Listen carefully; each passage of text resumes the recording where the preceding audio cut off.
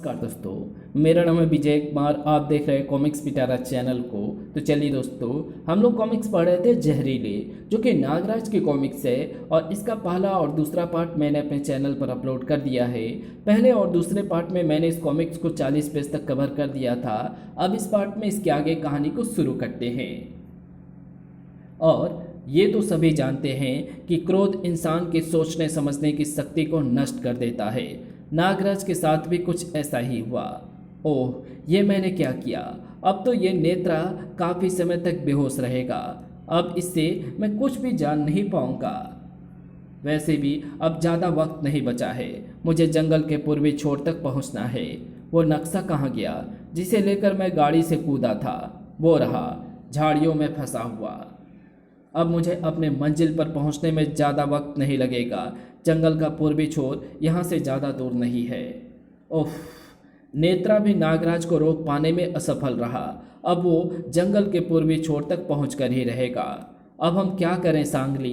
इंतजार, क्योंकि मेरा आखिरी मोहरा नागराज का वहीं पर इंतजार कर रहा है, जहाँ पर वो निशा से नहीं अपनी मौत से मिलेगा। नागराज को अपने मंजिल तक पहुंचने में सचमुच ज़्यादा वक्त नहीं लगा। ओह, आखिर मैं यहाँ तक पहुँच ही गया। लेकिन शायद मैं वक्त से पहले ही आ गया हूँ, क्योंकि यहाँ पर वो बूढ़ा चीनी कहीं नज़र नहीं आ रहा है। गलत नागराज, तू तो वक्त से पहले नहीं, एकदम सही वक्त पर आया है। यहाँ तेरा इंतजार कर रहा है एक क्यू फाइटर। ओह, तुमको शायद उसी चीनी बूढ़े ने भेजा है। फिर गलत नागराज, मुझे किसी बूढ़े ने नहीं, मौत के देवता ने भेजा है तुझे उनके पास भेजने के लिए। अच्छा, यानी तू भी सांगली का ही भेजा हुआ कोई किस्मत का मारा है। एक क्यों? मैं किस्मत का मारा चाहे होऊं या नहीं नागराज, पर थोड़ी देर बाद लोग तुझे जरूर एक क्यू फाइटर का मारा कहेंगे। तड़क! ये नॉन चाकू हथियार बहुत खतरनाक होता है। अगर मुझ में नाक शक्तियाँ ना होती तो इस बार ने मेरे हाथ की हड्डी तोड़ दी होती। इससे पहले कि ये सचमुच मेरी हड्डियाँ तोड़ दे, इस हथियार को इसके हाथ से अलग करना होगा। साएं, नागराज के वार ने नॉन चाकू को तो एक ही फाइटर के हाथ से गिरा दिया। तड़क! लेकिन साथ ही साथ नागराज पर भी एक आश्चर्यजनक प्रतिक्रिया हुई। अरे ये क्या, मेरा दाहिना हाथ सुन्न हो गया। पर कैसे? क्योंकि तूने एक क्यू फाइटर पर अपना हाथ उठाया, इसलिए। तूने प्राचीन चीनी चिकित्सा पद्धति एक्यूप्रेशर का नाम तो सुना ही होगा। इससे छोटे छोटे नुकीले सुइयों के जरिए शरीर के किसी भी अंग पर ऐसा दबाव डाला जा सकता है जिससे उस अंग का स्नायु तंत्र यानी नर्वस सिस्टम सुन्न हो जाए। मेरा शरीर भी ऐसे ही छोटे छोटे कांटों से ढका हुआ है। तेरा हाथ इस पर पड़ा तो तेरा हाथ सुन्न हो गया। ताड़! तो झूठ बोल रहा है या सच, इसका फैसला अभी हो जाएगा। एक ही फाइटर के शरीर से टकराते ही नागराज का बायां हाथ भी सुन्न होने लगा। ओह, तू सही कह रहा था। मेरा बायां हाथ भी अब काम नहीं कर रहा है। मुझे जांचना तुझे जरा महंगा पड़ गया नागराज।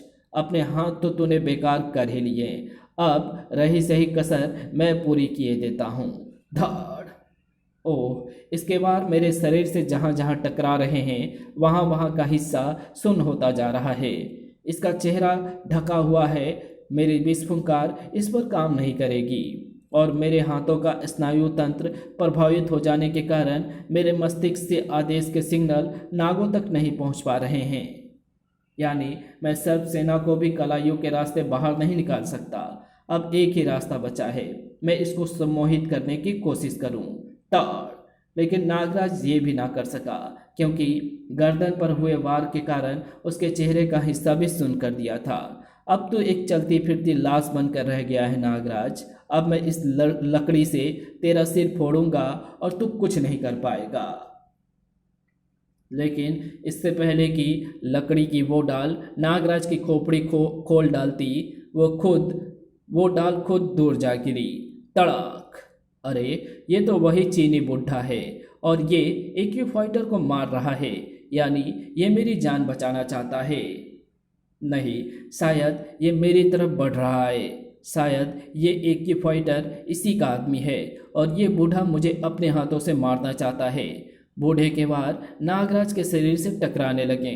धड़ाक, और नागराज की आंखों में एक बार फिर आश्चर्य तैरने लगा। अरे, इसके वार जहाँ जहाँ मेरे शरीर से टकरा रहे हैं वहाँ वहाँ की सुंदरता खत्म होती जा रही है। ये बूढ़ा भी एक्यूप्रेशर पद्धति का अच्छा जानकार लगता है। इसके वार एक्यू फाइटर द्वारा किए गए वारों की काट है। कट। बस नागराज, अब मैं और कुछ नहीं कर सकता। एक्यू फाइटर से तुमको अपने आप निपटना होगा, क्योंकि मेरी और सर्प अंबर की शक्तियाँ मेरे कबीले वालों पर बेअसर है और एक्यू फाइटर मेरे ही कबीले का प्राणी है। तुम्हारी इस हरकत से तुम्हारे दुश्मन होने का मेरा भ्रम दूर हो गया, पर फिक्र मत करो। पहली बार मैं असावधान भी था और ज़रूरत से ज़्यादा आत्मविश्वासी भी, पर इस बार ये एक्यू फाइटर मेरा कुछ नहीं बिगाड़ पाएगा।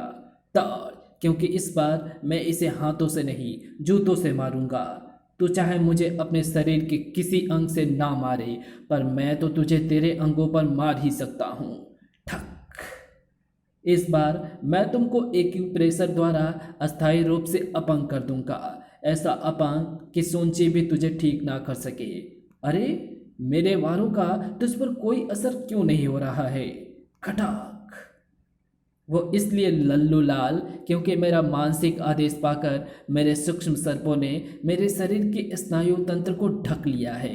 तेरे वारों का दबाव तो अब मेरे स्नायु तंत्र तक नहीं पहुंच सकता, पर मेरे वार का दबाव तेरी हेलमेट को ज़रूर तोड़ सकता है और फिर मेरी विस्फुंकार तुझे कम से कम 2 दिनों के लिए आराम की नींद सुला देगी।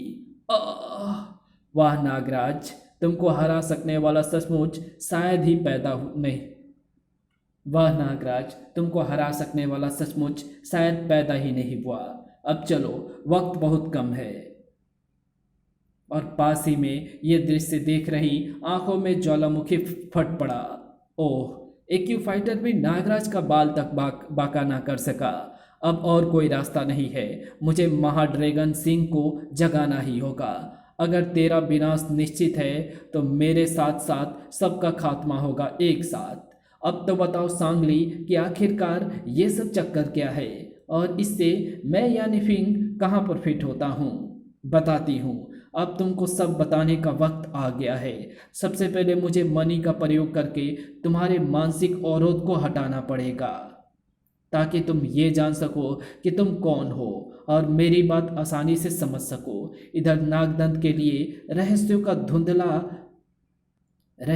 धुंधला का छटने लगा था और उधर नागराज घने जंगल के बीच में बसी एक बस्ती में पहुंच चुका था। निशा, तुम ठीक तो हो ना? हाँ नागराज, इन लोगों ने मुझे बिल्कुल बच्चे की तरह प्यार से रखा और ये है वो कारण जिसके लिए निशा को चारे की तरह इस्तेमाल करके तुमको यहाँ पर बुलाया गया। नागराज, कौन है ये हमारे कबीले के सरदार हैं नागराज, महान डेंगा। इनको किसी ने ऐसा कुछ खिला दिया है जिससे इनके शरीर में जहर की मात्रा काफ़ी कम हो गई है और इस कारण से इनकी जान जाने का खतरा उत्पन्न हो गया है। अब इनको तुम्हारे जैसा जहर, कोई तेज जहर ही जीवन दान दे सकता है। शरीर में जहर की मात्रा कम होने से जान का खतरा, ऐसा ही कुछ कमजोरी तो मुझ में भी है। पर आप लोग हैं कौन और आप लोगों के शरीर में जहर कैसे है?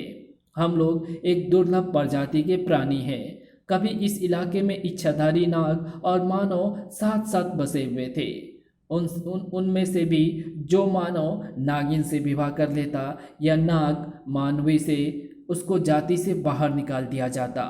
हमारा पूरा कबीला ऐसे ही निकाले गए दंपतियों की संतानों द्वारा बना है। हम वे संतानें हैं, इस कारण हम में कुछ नागों जैसे गुण वाले हैं और कुछ मानव जैसे मैं मानव हूँ, पर डेंगा इच्छाधारी नाग। हमारी बस्ती पहले यहाँ से थोड़ी दूर पर बसी थी। उसी दौरान महाड्रैगन सिंह ने आकर इस स्थान को अपना बसेरा बना लिया। मानव और इच्छाधारी नाग दोनों ही प्रजाति उसका विरोध करने के कारण ड्रैगन द्वारा नष्ट कर दी गई। हम भी यहाँ से भाग जाते, परंतु हमारे पास जाने के लिए कोई स्थान नहीं था। ना तो हम मानव द्वारा स्वीकार किए जाते और ना ही नागों द्वारा। परंतु जिस वक्त हम जान बचाने की सोच रहे थे, उस वक्त हमारे सरदार महान डेंगा ये सोच रहे थे कि आखिरकार महाड्रैगन सिंह यहीं पर क्यों आकर रहना चाहते हैं। दार्शनिक डेंगा को इसका उत्तर शीघ्र ही मिल गया। इसका कारण था किसी प्राचीन इच्छाधारी नाग की एक दुर्लभ मणि, जो सदियों से यहाँ की भूमि के नीचे दबी हुई थी। उस मणि में कई विशेषताएं थी और सबसे बड़ी विशेषता ये थी कि उसकी किरणों के ही स्पर्श मात्र से बड़ा जहर भी सामान्य स्तर का विष बनकर रह जाता है। ड्रैगन सिंह अत्यधिक जहरीला प्राणी है, उसके अंदर विष की उत्पत्ति होती ही रहती है। अगर ड्रैगन सिंह अपना ये विष बाहर ना निकालता रहे तो उसका अपना शरीर ही उस विष से झुलस जाएगा।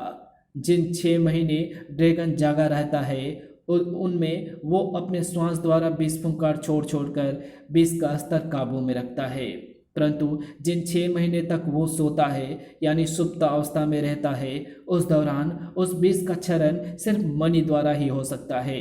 इसी कारण मणि को तलाशता हुआ ड्रैगन सिंह इस इलाके में आ पहुंचा था और यहीं पर बस गया था। मणि हमारे हाथ लगने से ड्रैगन सिंह हमारा गुलाम बन गया, लेकिन वो जानता था कि मरकर भी हम मणि उसके हाथ नहीं लगने देंगे। उसने अपना एकमात्र सेवक छोटा ड्रैगन तक हमें भेंट में दे दिया था। मैं उसी छोटे ड्रैगन पर बैठकर तुम्हारी तलाश में भारत के महानगर तक गया। मैं उसी छोटे ड्रैगन पर बैठकर तुम्हारी तलाश में भारत के महानगर तक गया था। इस समय तक हम काफ़ी खुशहाल थे। ड्रैगन के कारण इस जंगल में किसी की कदम रखने की हिम्मत नहीं थी, और जो गलती से भी आ गया वो ड्रैगन का भोजन बन गया। गड़बड़ सांगली की महत्वाकांक्षाओं के कारण शुरू हुई। सांगली महान डेंगा की एकमात्र संतान है।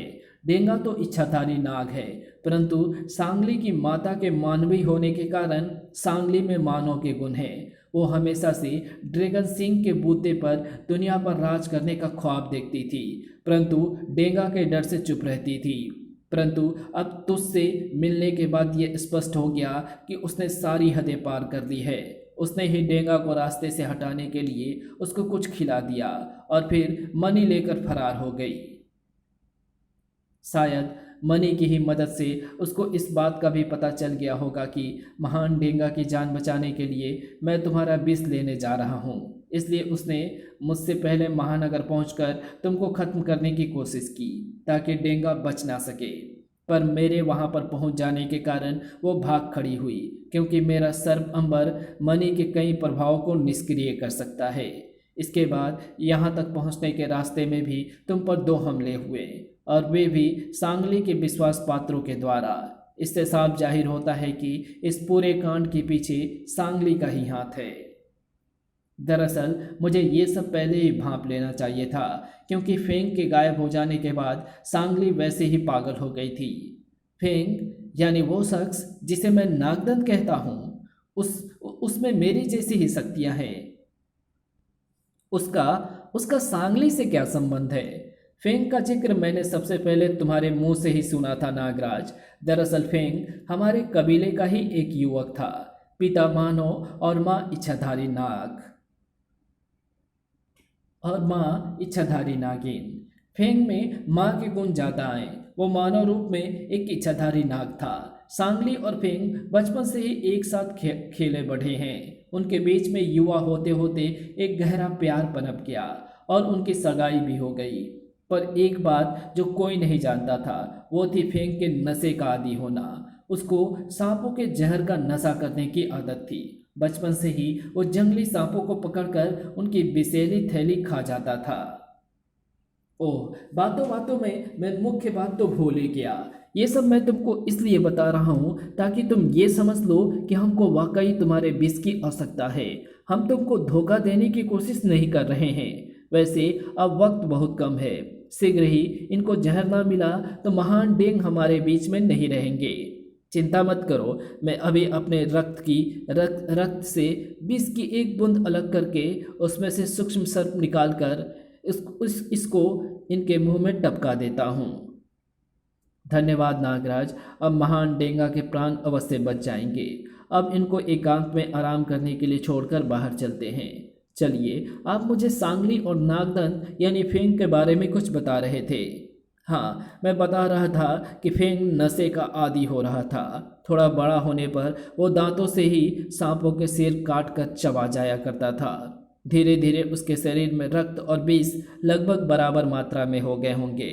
और तब हमारी बस्ती में एक जलजला आया, एक अजनबी के रूप में।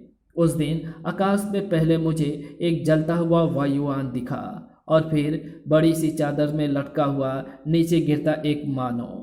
देखने से ही वो काफ़ी घायल लग रहा था। वहाँ छोड़ देने से वो अवश्य ही मर जाता। तरस खाकर मैं उसे बस्ती ले आया। उसे ज़्यादा चोट नहीं लगी थी, बदन पर सिर्फ कुछ खराशें थी। फिर भी हमने उसका इलाज किया और इसलिए वो 2-3 दिनों तक हमारी बस्ती में ही रहा। इस दौरान मैंने एक बात ये देखी कि वो मानव हर बस्तीवासी को बड़े गौर से निरीक्षण करता था और हर बार उसकी नज़र आकर फेंग पर रुक जाती थी। मैं उस पर नज़र रखने लगा और तीसरी रात को मैंने उसके दुष्ट होने का सबूत पा लिया। यहाँ पर मेरा आना कोई संयोग नहीं था फेंग, मैं जानबूझकर आया हूँ। सर्प जगत के संपर्क सूत्रों से मुझे तुम्हारी बस्ती का पता लगा था। किसी को शक ना पड़े इसलिए मैं वायुयान में खुद आग लगाकर कूदा था। क्यों? तुम अपनी जान का जोखिम उठाकर यहाँ पर क्यों आए? तुम्हारे जैसे किसी इच्छाधारी नाग मानव की तलाश में फेंग। चकित मत हो, मैं किसी भी इच्छाधारी नाग को पहचान सकता हूँ और तुम्हारे शरीर का रंग देखकर नागमणि तो क्या, कोई मूर्ख भी बता सकता है कि तुम्हारे शरीर में विष ही विष भरा हुआ है। नागमणि? प्रोफेसर नागमणि यहाँ आया था फेंग जैसे नागमानों को ढूंढता हुआ, पर क्यों? एक नए किस्म का तेज नशा बेचने के लिए। तुमको जहर के नशे का शौक है ना फेंग? देखो, मैं तुम्हारे लिए दुनिया का सबसे तेज जहर लाया हूँ, नागराज के खून में मिला हुआ नागराज का जहर। नशे के लालची फेंग ने बिना सोचे समझे वो रक्त मिश्रित जहर पी लिया। नागराज का यानी तुम्हारा जिक्र मैंने पहली बार तभी सुना था। वो नशे में लड़खड़ाने लगा, साथ ही साथ उसके शरीर में एक आश्चर्यजनक बदलाव भी आने लगे। उसके शरीर पर छोटे छोटे हरे धब्बे उभरने लगे। वे वास्तव में छोटे हरे सल्क थे, वैसे ही जैसे तुम्हारे शरीर पर है नागराज।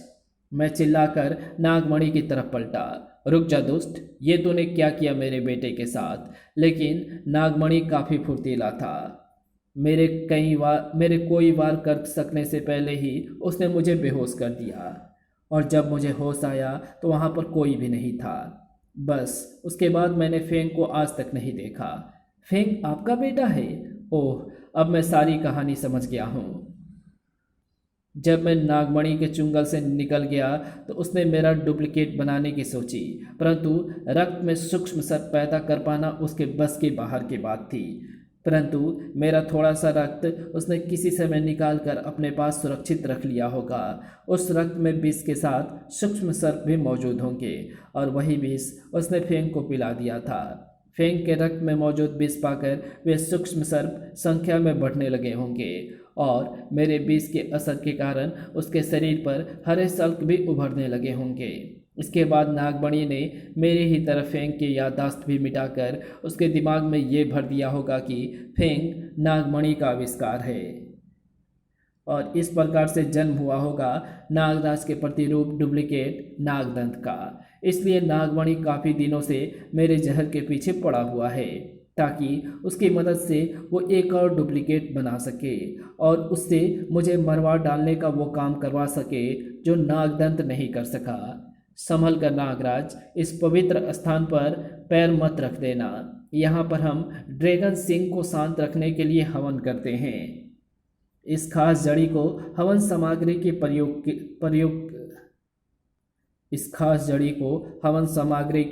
प्रयोग करके इससे ड्रैगन सिंह बिना मनी के भी शांत रहता है।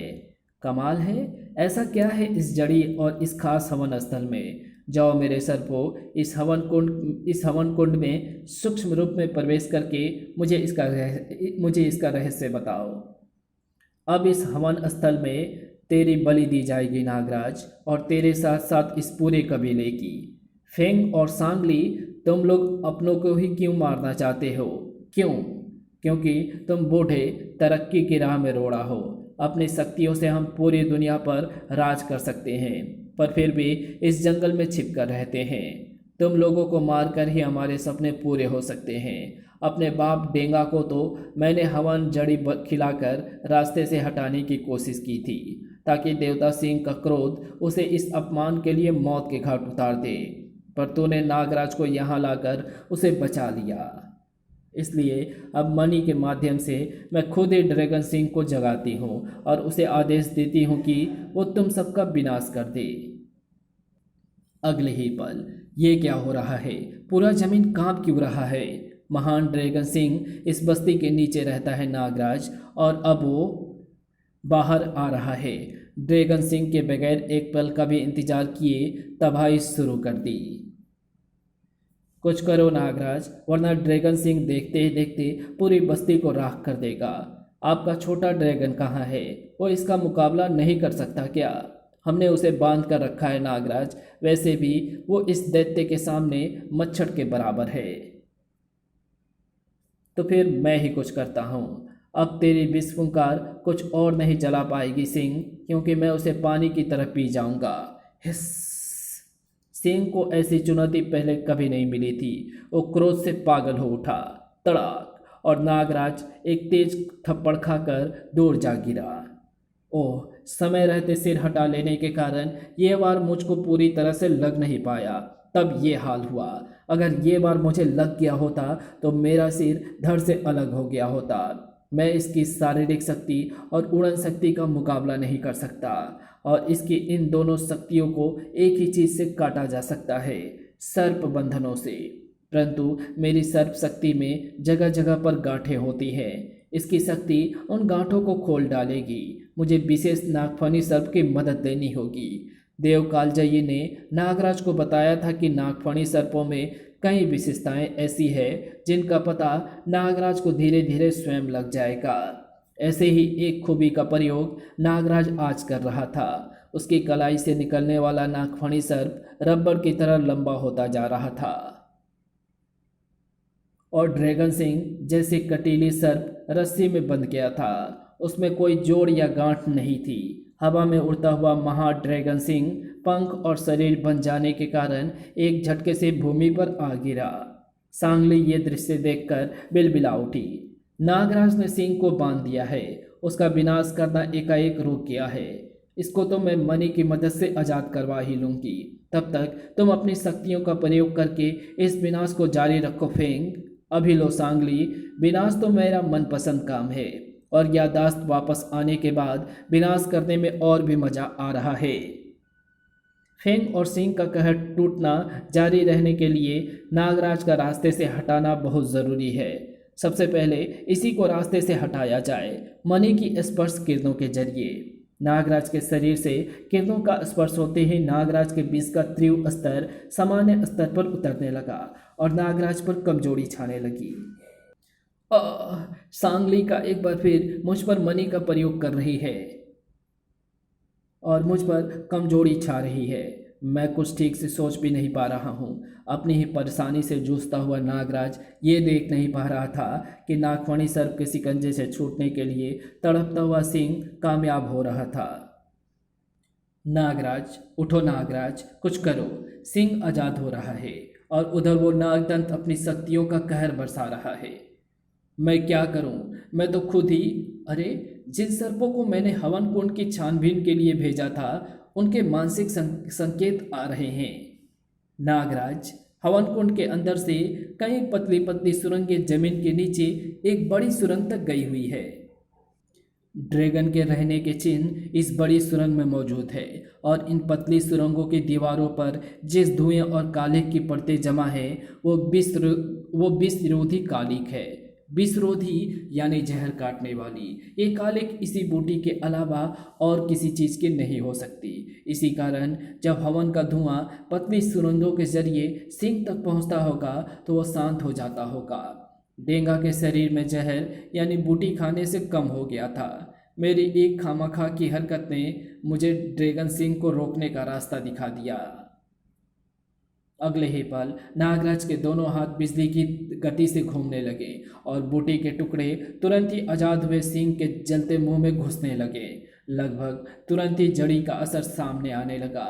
सिंह का जहर की मात्रा एकाएक कम होने के कारण सुस्ती और निद्रा छाने लगी। नागराज ने सिंह को उठते ही फिर गिरा दिया। धम। ओह, सिंह तो गया, लेकिन मैं तुझे जिंदा नहीं छोड़ूंगी नागराज। इस बार स्पर्श किरणों को इस स्तर का बना दूंगी कि ये तेरे जहर का स्तर सामान्य रखने के बजाय जहर को पूरी तरह नष्ट कर दे, ताकि जहर के साथ साथ तो भी नष्ट हो जाए। अब नहीं सांगली, अब नहीं। मैं सर्प अंबर ले आया हूँ। ये तुम्हारी मणि की स्पर्श किरणों का प्रभाव नष्ट कर देगा। अब तुम चुपचाप ये मणि और अपने आप को हमारे हाथों में सौंप दो, वरना बस्ती वाले तुम्हें और तुम्हारे फैंग यानी नागदंत को जीवित नहीं छोड़ेंगे। जीवित तो मैं तुम लोगों को नहीं छोड़ूंगी। इस समय तुम लोगों का पलड़ा भारी है। अब मैं वापस आऊंगी, पर मैं वापस आऊंगी, जरूर आऊंगी। इंतजार करना तुम लोग सांगली नाम की मौत का। अरे, ये दोनों तो फिर से धुंध में गायब हो रहे हैं। मेरा सर्प अंबर मणि की इस शक्ति को काट नहीं पा रहा है। मैं इनको रोक नहीं सकता। सबके देखते ही देखते सांगली और नागदंत धुंध की परतों में गायब हो गए। और फिर मेरी जान बचाने के लिए यहाँ आने का शुक्रिया नागराज। धन्यवाद तो इनका अदा कीजिए। अगर ये निशा को जबरदस्ती यहाँ ना लाते तो शायद मैं भी यहाँ पर ना आता। पर आपका बेटा एक ना एक दिन आपके पास जरूर आएगा सुनची, और नागराज उसे वापस लाएगा। ये नागराज का वादा है। और फिर सब कुछ कितना रोमांचक था नागराज। तुम कितने बहादुर और दयालु हो। और एक वो राज है, दयालु तो है मगर डरपोक है। पर मैं भी एक दिन उसको तुम्हारे जैसा ही बना कर रहूँगी। और इसी के साथ ये कहानी यही समाप्त होती है। तो आपको ये वीडियो कैसी लगी? अगर आपको ये वीडियो पसंद आई हो तो इस वीडियो को लाइक शेयर कमेंट ज़रूर कर देना। चैनल पर नए हो तो चैनल को सब्सक्राइब कर ऑल नोटिफिकेशन को सिलेक्ट ज़रूर कर देना। Thanks for watching my videos.